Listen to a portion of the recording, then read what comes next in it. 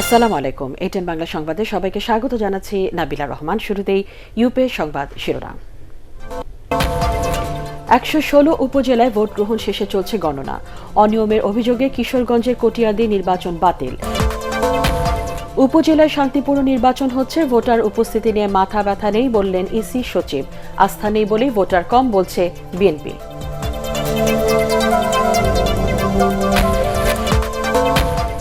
রোহিঙ্গাদের ফেরাতে চুক্তি মানছে না মিয়ানমার, চাপ সৃষ্টির তাগিদ জাতিসংঘ উপদেষ্টার।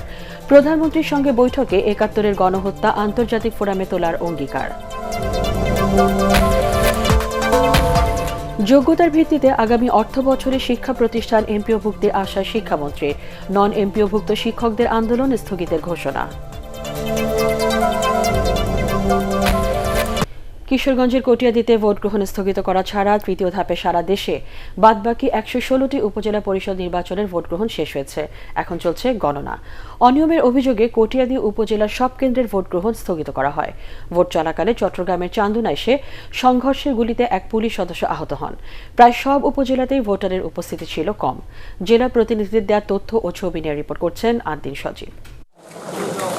১১৭টি উপজেলায় ভোটার প্রায় ১,১৮,৫০,০০০। কিন্তু সকাল থেকেই বেশিরভাগ কেন্দ্রে ভোটার ছিল হাতে গোনা। নির্বাচন সংশ্লিষ্টরা বলছেন, উপজেলা নির্বাচনে বিএনপি সহ বিরোধী দলগুলো নির্বাচনে না থাকায় ভোট নিয়ে মানুষের আগ্রহ ছিল কিছুটা কম। ১১৭টির মধ্যে ৬৮টি উপজেলাতেই আওয়ামী লীগের বিদ্রোহী প্রার্থী লড়ছেন ৯৯ জন। আর ৬টি উপজেলায় সবকটি পদসহ ৫৫ জন প্রার্থী নির্বাচিত হন বিনা প্রতিদ্বন্দ্বিতায়। আগের দুই ধাপের মতো এবারও জাল ভোট সহ নানা অনিয়মের অভিযোগ ছিল আওয়ামী লীগের বিদ্রোহী সহ অন্যান্য প্রার্থীদের। এমন বাস্তবতায় বরিশালে ৭টি উপজেলায় ৪৮৫টি কেন্দ্রের মধ্যে বেশিরভাগে ভোটার ছিল কম। উৎসবমুখর পরিবেশে ভোট হচ্ছে, ভালোই লাগে, খুব সুষ্ঠুভাবেই হইতেছে, এখনো আছে। অনিয়মের অভিযোগে কিশোরগঞ্জের কটিয়াদি উপজেলার ৮৯টি কেন্দ্রের সবকটিতে ভোট গ্রহণ স্থগিত করেন রিটার্নিং কর্মকর্তা। একই সাথে সেখানে দায়িত্বরত অতিরিক্ত পুলিশ সুপার শফিকুল ইসলাম এবং ওসি শামসুদ্দিনকে প্রত্যাহার করা হয়। গতকাল রাত থেকেই আমরা কিশোরগঞ্জের কটিয়াদি উপজেলার বিভিন্ন ভোট কেন্দ্রের থেকে প্রিজাইডিং অফিসাররা ফোন করতে থাকেন। কিছু দুষ্কৃতিকারী কেন্দ্রে জোরপূর্বক প্রবেশ করে ভয়ভীতি দেখে তারা ব্যালট পেপারে সিল মারছে। তো বিষয়টি আমি সকালবেলা এসে এটা সত্যতা যাচাই করে তার প্রমাণ পাই। পুরের ৭টি উপজেলায় মোটামুটি শান্তিপূর্ণভাবে ভোট গ্রহণ শেষ হয়েছে। এছাড়া ঝিনাইদহ, নড়াইল, নরসিংদী, চুয়াডাঙ্গা, কুষ্টিয়া ও রংপুরেও শান্তিপূর্ণভাবে ভোট গ্রহণ সম্পন্ন হওয়ার খবর পাওয়া গেছে। আদ্দিন সজীব, এটিএন বাংলা। নির্বাচন বর্জনকারীদের নিরুৎসাহিত করার ফলে উপজেলা নির্বাচনে ভোটার উপস্থিতি কম হচ্ছে বলে জানিয়েছেন ইসি সচিব হেলাল উদ্দিন আহমদ। নির্বাচন কমিশনের সংবাদ সম্মেলনে তিনি বলেন, ভোটার উপস্থিতি নিয়ে ইসির মাথা ব্যথা নেই, শান্তিপূর্ণ নির্বাচনই বড় কথা। এবারের সব পর্বের উপজেলা নির্বাচনে গড়ে ৪৫% ভোট পড়তে পারে বলেও জানান তিনি। তৃতীয় পর্বের উপজেলা নির্বাচন নিয়ে সন্তোষ প্রকাশ করেন ইসি সচিব। সংবাদ সম্মেলনে জানানো হয়, এ দফা ১৪টি কেন্দ্রে নির্বাচন স্থগিত করা হয়েছে এবং স্থগিত হওয়া কিশোরগঞ্জের কটিয়াদি উপজেলা নির্বাচনের অনিয়ম তদন্তে কমিটি গঠন করেছে নির্বাচন কমিশন।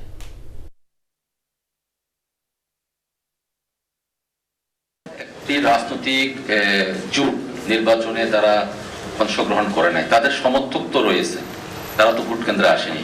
আবার ওদের পক্ষ থেকেও কিন্তু ভোট কেন্দ্রে না আসার জন্য প্রচারণা আছে। তো সবকিছু মিলে আমরা নির্বাচন কমিশন মোটামুটি percentage is not a matter, ওনারা বলেছেন পার্সেন্টেজ কত হলো এটা নিয়ে আমাদের কোনো মাথা ব্যথা নেই, আমাদের বিষয়টা হলো শান্তিপূর্ণভাবে নির্বাচনটা অনুষ্ঠিত হয়েছে। গাজীপুরের ৪ উপজেলা নির্বাচনে শ্রমজীবী ভোটারের উপস্থিতি ছিল হাতে গোনা। ভোট দিতে আগ্রহ দেখা যায়নি সাধারণ ভোটারদেরও। স্থানীয়রা জানিয়েছেন, সব দল অংশ না নেয় এমন অবস্থা তৈরি হয়েছে। স্থানীয় প্রতিনিধি মাজহারুল ইসলাম মাসুমকে সঙ্গে নিয়ে গাজীপুর থেকে আরো জানাচ্ছেন মাহবুব কবির চপল। ক্যামেরায় ছিলেন এমদাদুল হক। প্রতিবন্ধী মিজানুর রহমান হাঁটতে পারেন না, হাতের উপর ভর দিয়ে এসেছেন ভোট কেন্দ্রে। মুদি দোকান ফেলে ভোট দিতে এসেছেন তিনি, যা নাগরিক অধিকার মনে করেন। জানালেন, ভোটার হবার পর প্রতিটি নির্বাচনেই ভোট দিয়েছেন তিনি। এলাকার উন্নয়ন বা ভালো মন্দ যে কোনো কাজের জন্য ওনাদের কাছে যাইতে হয়, একদম যোগ্য প্রার্থী তাদেরকেই আমরা নির্বাচিত করব। তবে মিজানের মতো ভোট দিতে এত আগ্রহ দেখা যায়নি গাজীপুরের বেশিরভাগ ভোটারের। কলকারখানা অধ্যুষিত এই এলাকায় অর্ধেক ভোটার শ্রমজীবী। নির্বাচনের কারণে ছুটি ঘোষণা করা হলেও অনেকেই ভোট না দিয়ে বাড়ি গেছেন। তবে সকাল 10টার পর ভোটার উপস্থিতি বাড়তে থাকে কেন্দ্রগুলোতে। গাজীপুরের 5 উপজেলার মধ্যে সদরে ভোট হবে শেষ ধাপে। কালীগঞ্জ উপজেলায় চেয়ারম্যান ও ভাইস চেয়ারম্যান বিনা প্রতিদ্বন্দ্বিতায় নির্বাচিত হয়েছেন। সব পদে নির্বাচন হয়েছে কালিয়াকৈর, শ্রীপুর ও কাপাসিয়া উপজেলায়। এই 3 উপজেলায় ছিলেন আওয়ামী লীগের বিদ্রোহী প্রার্থী। 4 উপজেলায় ভোটার 11.5 লাখ। তাদের মধ্যে নারী ভোটার পুরুষের চেয়ে 2000 বেশি। ভোট কেন্দ্রেও নারীদের উপস্থিতি কিছুটা বেশি ছিল। খুব সুন্দর পরিবেশে আমরা ভোট দিচ্ছি এবং প্রার্থীরা আসছে ভোট দেওয়ার জন্য। না, এবার ঠান্ডা ঠান্ডা যার ভোট এটা দিচ্ছে, নীরবে নীরবে দিতেছে। এবারকার আইন শৃঙ্খলা তারপরে পরিবেশ সব দিক দিয়ে সুবিধা আমাদের। নির্বাচন কর্মকর্তারা বলেছেন তাদের মূল দায়িত্ব সুষ্ঠু পরিবেশে ভোট নেওয়া। আমরা কেন্দ্রের পরিবেশ খুবই সুন্দর রাখছি, এখন মতো কেন্দ্রের পরিবেশ আমাদের খুবই ভালো আছে। 2014 সালের উপজেলা নির্বাচনে গাজীপুরে 60% বেশি ভোট পড়ে। 2014 সালে উপজেলা নির্বাচনে খরচ হয়েছিল 400 কোটি টাকা, এবার খরচ হচ্ছে 910 কোটি টাকা। খরচ বাড়লেও জৌলুস কমেছে এই নির্বাচনে। এমন ধারা অব্যাহত থাকলে ভোটারদের আগ্রহ আরও কমবে। তাই বিশেষজ্ঞরা বলছেন অংশগ্রহণমূলক নির্বাচন নিশ্চিত করতে বেশি ভূমিকা নিতে হবে ক্ষমতাসীন দল ও নির্বাচন কমিশনকে। মাহবুব কবির চপল, এটিএন বাংলা, কালিয়াকৈর, গাজীপুর। ঘুষ দিয়েও ক্ষমতাসীনরা ভোটারদের কেন্দ্রে আনতে পারছে না বলে অভিযোগ করছে বিএনপি। নয়াপল্টনে কেন্দ্রীয় কার্যালয়ে সংবাদ সম্মেলনে দলের মুখপাত্র রুহুল কবির রিজভী এই অভিযোগ করেন। তিনি বলেন, উপজেলা নির্বাচনে ভোটারদের উপস্থিতির হারই প্রমাণ করে বর্তমান সরকার ও নির্বাচন কমিশনের ওপর জনগণের কোনো আস্থা নেই। এই নির্বাচনে জনগণের কোনো আস্থা নেই, কারণ জনগণ সেই নির্বাচনে যাবে যে নির্বাচন হবে সুষ্ঠু আর যেখানে সকল দল অংশগ্রহণ করবে। মানুষ যাচ্ছে না, ভোট শূন্য, এবং ওখানে খাসির মাংস দিয়ে যে খিচুড়ি সেটাও কিন্তু খাওয়ানোর ব্যবস্থা করছে, কিন্তু কেউ যাচ্ছে না। ৭১-এর গণহত্যার বিষয়টি আন্তর্জাতিক ফোরামগুলোতে তুলবে জাতিসংঘ। প্রধানমন্ত্রী শেখ হাসিনার সাথে তার কার্যালয়ে সৌজন্য সাক্ষাতে সফররত জাতিসংঘের আন্ডার সেক্রেটারি ও special adviser on prevention of genocide Adama Dieng একথা জানান। সাক্ষাতে প্রধানমন্ত্রী রোহিঙ্গা সংকটের কার্যকর সমাধানের উদ্যোগ নিতে জাতিসংঘের প্রতি আহ্বান জানান। তিনি বলেন, মানবিক কারণে আশ্রয় দিলেও বাংলাদেশের পক্ষে রোহিঙ্গাদের আর সহযোগিতা করা সম্ভব হচ্ছে না। পরে জগন্নাথ বিশ্ববিদ্যালয়ের নতুন ক্যাম্পাস ও পাওয়ার ম্যানেজমেন্ট ইনস্টিটিউটের উপস্থাপনা দেখেন প্রধানমন্ত্রী। খালেদা জিয়ার মুক্তির দাবিতে জোরালো কর্মসূচি না থাকায় কর্মীদের প্রশ্নের মুখে পড়লেন বিএনপি মহাসচিব মির্জা ফখরুল ইসলাম আলমগীর। রাজধানীর ডিপ্লোমা ইঞ্জিনিয়ার্স ইনস্টিটিউশন মিলনায়তনে দলের প্রয়াত নেতা KM ওবায়দুর রহমানের স্মরণ সভার কর্মসূচিতে নেতাকর্মীদের উপস্থিতি নিয়ে পাল্টা প্রশ্ন তোলেন মির্জা ফখরুল। জাতীয় ঐক্যফ্রন্ট ও বিএনপির মধ্যে সরকার ভাঙন ধরানোর চেষ্টা করছে অভিযোগ করে মির্জা ফখরুল নেতাকর্মীদের ঐক্যবদ্ধ থাকারও আহ্বান জানান।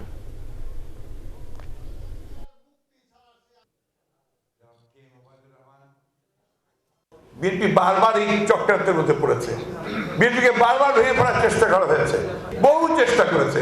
এখন পর্যন্ত বিএনপির একজন কর্মীকেও কেউ সহায় দিতে পারেনি। অনেকেই বলছেন যে বিএনপি নিঃশেষ হয়ে যাবে। বিএনপি কোনোদিন নিঃশেষ হবে না, কারণ বিএনপি রাজনীতি হচ্ছে জনগণের রাজনীতি। শিক্ষামন্ত্রীর আশ্বাসের পর নন এমপিওভুক্ত শিক্ষকরা 1 মাসের জন্য আন্দোলন স্থগিত করেছেন। এ সময়ের মধ্যে প্রধানমন্ত্রীর সাথে দেখা করে দাবিগুলো নিয়ে আলোচনায় বসতে চান তারা।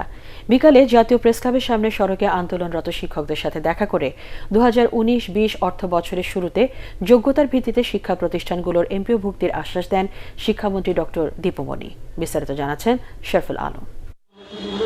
এমপিও ভুক্তির দাবিতে দেশের বিভিন্ন শিক্ষা প্রতিষ্ঠানের শিক্ষক কর্মচারীরা বৃহস্পতিবার থেকে জাতীয় প্রেস ক্লাবের সামনে অবস্থান কর্মসূচি পালন করেছেন। তারা দ্রুত সময়ের মধ্যে নন এমপিও শিক্ষা প্রতিষ্ঠানকে এমপিও ভুক্তির দাবি জানান। যতগুলো স্বীকৃতিপ্রাপ্ত প্রতিষ্ঠান আছে নন এমপিও প্রতিষ্ঠান, সবগুলো একযোগেই আমরা এমপিও চাচ্ছি। বোর্ডের রেজাল্ট 70% হয় না, আমার 4টাই পূরণ আছে, কিন্তু আমার একটা ভাই পাচ্ছে না। সকল শিক্ষা প্রতিষ্ঠানে দীর্ঘ 15 থেকে 20 বছর আছে বিনা বেতনে চাকরি করতেছি, আমাদের বেতনের একটা আশ্বাসের কথা বলে যায়নি। 5 দিন ধরে চলা আন্দোলনের মধ্যেই রোববার শিক্ষকদের সাথে দেখা করেন শিক্ষামন্ত্রী দীপুমণি। এ সময় শিক্ষামন্ত্রীর কাছে আবারও তাদের দাবির বিষয়ে সুস্পষ্ট আশ্বাস চান শিক্ষক নেতারা। প্রধানমন্ত্রী শেখ হাসিনা শিক্ষকদের সমস্যা সমাধানে আন্তরিক জানিয়ে দীপুমণি জানান, যাচাই বাছাই শেষে আগামী অর্থবছরেই এমপিও ভুক্তির কার্যক্রম শুরু হবে। সকল শিক্ষা প্রতিষ্ঠানের কাছ থেকে অনলাইনে আবেদন চাওয়া হয়েছে। জানেন যে 4টি ক্রাইটেরিয়ার ভিত্তিতে যে কোন কোন শিক্ষা প্রতিষ্ঠান সেগুলো এমপিও ভুক্তির জন্য যোগ্য বিবেচিত হবেন, সেগুলোও দেখা হচ্ছে। আমরা আশা করছি এই যে অর্থবছর আসছে, এই আগামী অর্থবছর থেকেই আমরা এই এমপিও ভুক্তি শুরু করতে পারব। তবে এমন আশ্বাসের পরও শিক্ষক নেতারা পুরোপুরি একমত হতে পারেননি। তারা সড়কে অবস্থান করে আন্দোলন চালিয়ে যান। পরে সন্ধ্যায় কর্মসূচি স্থগিতের ঘোষণা দেন তারা। তিনি বলেছেন, আমি দায়িত্ব নিচ্ছি, অল্প সময়ের মধ্যে আপনাদের মাননীয় প্রধানমন্ত্রীর সাথে দেখা করি আপনাদের সমস্যাগুলো তারপরে উপস্থাপন করতে পারে সে ব্যবস্থা করে দেবো। মাসের মধ্যে যদি আমাদের মাননীয় প্রধানমন্ত্রীর সাথে যে আমাদের কাঙ্ক্ষিত সাক্ষাৎ যদি না হয়, সেক্ষেত্রে আমরা আবারও আমাদের যে দাবি নিয়ে আবার আমরা রাজপথে আসতে বাধ্য হব। এমপিও ভুক্তির দাবিতে কয়েক বছর ধরেই আন্দোলন চালিয়ে যাচ্ছেন শিক্ষকরা। গত বছরেও দাবি আদায়ে 17 দিন অনশন করেছিলেন তারা। শরফুল আলম, এটিএন বাংলা, ঢাকা। সরকারি ও বেসরকারি ব্যবস্থাপনায় হজ যাত্রীদের নিবন্ধন চলবে আগামী 28 মার্চ পর্যন্ত। সচিবালয় সংবাদ সম্মেলনে এ তথ্য জানিয়ে ধর্ম প্রতিমন্ত্রী শেখ মোহাম্মদ আবদুল্লাহ জানান, এখনো পর্যন্ত সরকারি ব্যবস্থাপনায় এরই মধ্যে 6057 জন এবং বেসরকারি ব্যবস্থাপনায় 75,052 নিবন্ধন করেছেন। প্রতিমন্ত্রী বলেন, বাংলাদেশের জন্য হজ যাত্রীর কোটা আরও 20,000 বাড়ানোর আশ্বাস দিয়েছে সৌদি আরব। তিনি জানান, এবছর হজ যাত্রীদের বিমান ভাড়া 10,000 টাকা কমিয়ে আনা হয়েছে। সংবাদ সম্মেলনে জানানো হয়, হজ যাত্রীদের বাংলাদেশে প্রি অ্যারাইভাল ইমিগ্রেশন শেষ করতে 21 মার্চ সৌদি প্রতিনিধি দল বাংলাদেশ সফরে এসেছে। আরেকটি প্রতিনিধি দল আসবে আগামী 6 এপ্রিল। সরকারি ও বেসরকারি ব্যবস্থাপনায় হজযাত্রীদের নিবন্ধন কার্যক্রম চলছে এবং আগামী 28 মার্চ 2019 খ্রিস্টাব্দ পর্যন্ত এই কার্যক্রম চলবে। সরকারি ব্যবস্থাপনায় ইতিমধ্যে নিবন্ধন সম্পন্ন হয়েছে 6057 জনের, অবশিষ্ট আছে 759 জন। বেসরকারি ব্যবস্থাপনা নিবন্ধন সম্পন্ন হয়েছে 75,052 জন এবং নিবন্ধের জন্য অবশিষ্ট আছে 41,694 জন। নতুন প্রজন্মকে বাঁচাতে যে কোনো মূল্যে মাদক নির্মূল করা হবে বলে জানিয়েছেন স্বরাষ্ট্রমন্ত্রী আসাদুজ্জামান খান কামাল। গাইবান্ধার ফুলছড়ি উপজেলার কালীর বাজারে এক সমাবেশে তিনি বলেন, তরুণ প্রজন্ম এদেশের সম্পদ, তাদের মেধা বাঁচাতে মাদক নির্মূল করতে হবে। এই কাজ এখন সবচেয়ে বড় চ্যালেঞ্জের বলে মনে করেন স্বরাষ্ট্রমন্ত্রী। জেলা পুলিশ আয়োজিত মাদক বিরোধী সুধী সমাবেশে তিনি মাদকদ্রব্য ব্যবহার ও মাদক ব্যবসা চিরতরে বন্ধ করার আহ্বান জানান। সমাবেশে গাইবান্ধার বিভিন্ন এলাকার তালিকাভুক্ত 74 মাদক ব্যবসায়ী আত্মসমর্পণ করেন। এর আগে ফুলছড়ি থানার নবনির্মিত ভবন উদ্বোধন করেন স্বরাষ্ট্রমন্ত্রী।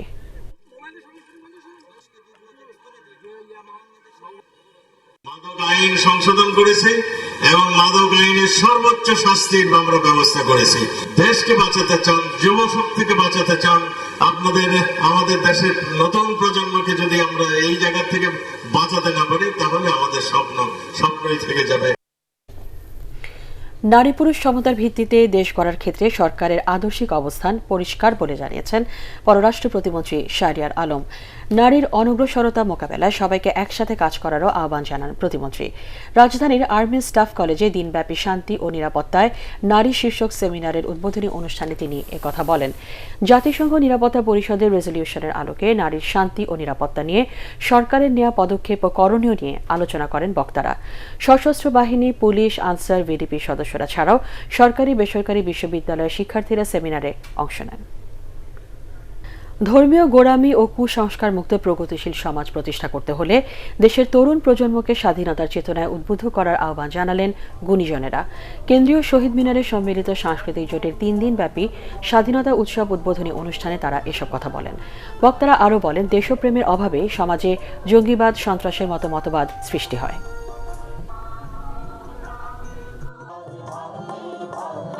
বাংলাদেশ গণসংগীত সমন্বয় পরিষদের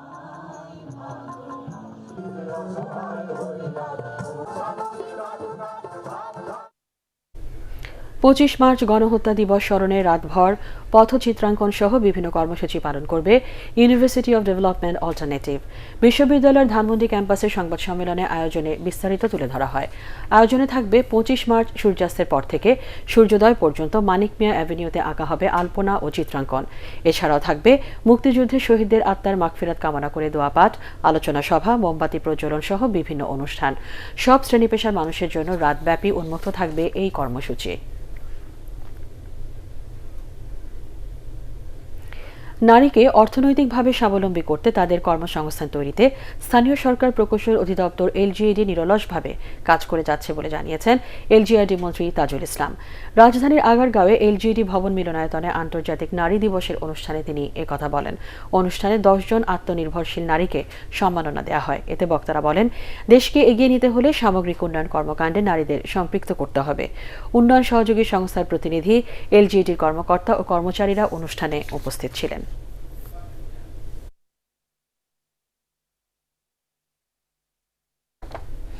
স্বাধীনতা দিবস উপলক্ষে রক্তদান কর্মসূচির আয়োজন করেছে বাংলাদেশ রপ্তানি প্রক্রিয়াকরণ এলাকা কর্তৃপক্ষ বেবসা।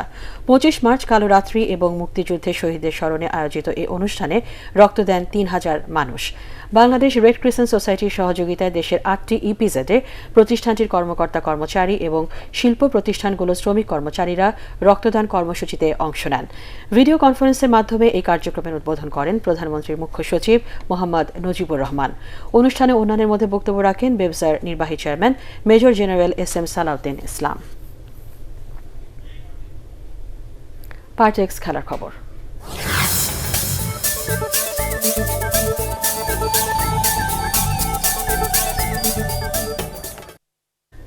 Walton Dhaka premier division cricket লিগে কাল লড়বে আবাহনী লিমিটেড ও মোহামেডান স্পোর্টিং ক্লাব। 5 ম্যাচ শেষে পয়েন্ট টেবিলে শীর্ষে উঠে আসা বর্তমান চ্যাম্পিয়ন আবাহনীর কাছে চিরন্তন মর্যাদা লড়াই ছাপিয়ে এটি কেবলই আরেকটি ম্যাচ।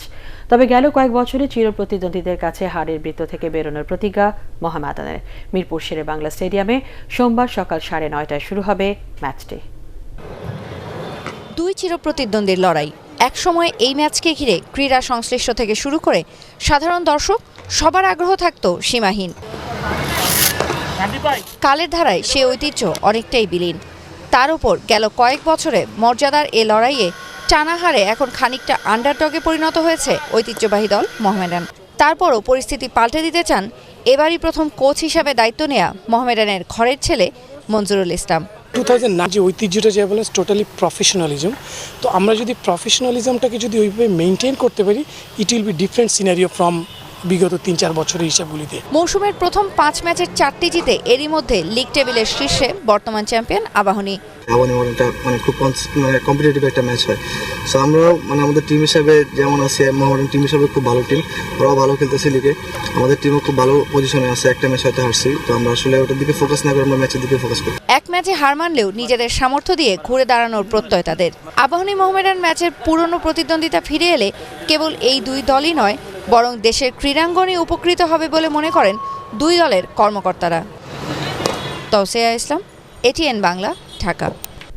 ফিফা র্যাঙ্কিংয়ে 76তম স্থানের দল পানামা রুখে দিয়েছে 5 বারের বিশ্ব চ্যাম্পিয়ন ব্রাজিলকে। আন্তর্জাতিক প্রীতি ফুটবল ম্যাচে নেইমারবিহীন সেলেসাওদের জিতে দেয়নি পানামা। এদিকে ইউরো ফুটবলের বাছাই জয়ী হয়েছে স্পেন ও ইটালি। আরও জানাচ্ছেন পরাগারমান। নেইমারের পরিবর্তে দলে আসায় 10 নম্বর জার্সি তুলে দেয়া হয় লুকাস প্যাকুয়েতাকে। সেই জার্সির সম্মান তিনি ঠিকই রাখলেন খেলার 32 মিনিটে পানামার বিপক্ষে গোল করে। শুরুটা সুখের হলেও সবসময় শেষটা আনন্দের হয় না। সেটাই যেন আবারও প্রমাণ করল তিতের দল। পর্তুগালের ড্রাগাওতে 80% বলের দখল আর মুহুর্মুহু আক্রমণে গোটা ম্যাচ নিয়ন্ত্রণে রাখলেও জয় পায়নি ব্রাজিল। 36 মিনিটে সবাইকে চমকে দিয়ে ম্যাচে সমতা ফেরান পানামার অ্যাডলফো মাচাদো। বাকি সময়ে প্যাকুয়েতা, কুটিনহো, রিকার্লিসনদের কয়েকটি নিশ্চিত গোলের সুযোগ রুখে দিয়ে ব্রাজিলকে হতাশায় ডোবান পানামার গোলরক্ষক লুইস মেজিয়া। তাতে জাতীয় দলের হয়ে প্রথম গোল করলেও প্যাকুয়েতার প্রচেষ্টা বিফলেই গেল। তবে সান্ত্বনা, দলের পরাজয় দেখতে হলো না। এদিকে ইউরো ফুটবলের বাছাই পর্বে নিজেদের মাঠে খেলার 16 মিনিটে রড্রিগোর কল্যাণে নরওয়ের বিপক্ষে লিড নেয় স্পেন। 1 গোলে এগিয়ে থেকেই বিরতিতে যায় লা রোজারা। বিরতি থেকে ফিরে 65 মিনিটে স্পট কিকে নরওয়েকে 1-1 সমতায় ফেরান জোসুয়া কিং। 71 মিনিটে আরেক পেনাল্টি থেকে জয়সূচক গোলটি করেন স্পেনের অধিনায়ক সার্জিও রামোস। অন্য ম্যাচে মার্কো বারেল্লা আর ময়েস্কিনের কল্যাণে 4 বারের বিশ্ব চ্যাম্পিয়ন ইটালি 2-0 ব্যবধানে হারায় ফিনল্যান্ডকে। পরাগ আরমান, এটিএন বাংলা। শেষ করার আগে ইউপি সংবাদ শিরোনাম আরেকবার। 116 উপজেলায় ভোট গ্রহণ শেষে চলছে গণনা। অনিয়মের অভিযোগে কিশোরগঞ্জের কটিয়াদে নির্বাচন বাতিল। উপজেলায় শান্তিপূর্ণ নির্বাচন হচ্ছে, ভোটার উপস্থিতি নিয়ে মাথা ব্যথা নেই বললেন ইসি সচিব। আস্থা নেই বলেই ভোটার কম বলছে বিএনপি।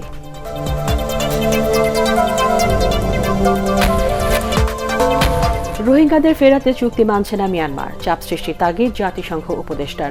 প্রধানমন্ত্রীর সঙ্গে বৈঠকে 71-এর গণহত্যা আন্তর্জাতিক ফোরামে তোলার অঙ্গীকার। যোগ্যতার ভিত্তিতে আগামী অর্থবছরে শিক্ষা প্রতিষ্ঠান এমপিও ভুক্তির আশ্বাস শিক্ষামন্ত্রীর। নন এমপিও ভুক্ত শিক্ষকদের আন্দোলন স্থগিতের ঘোষণা।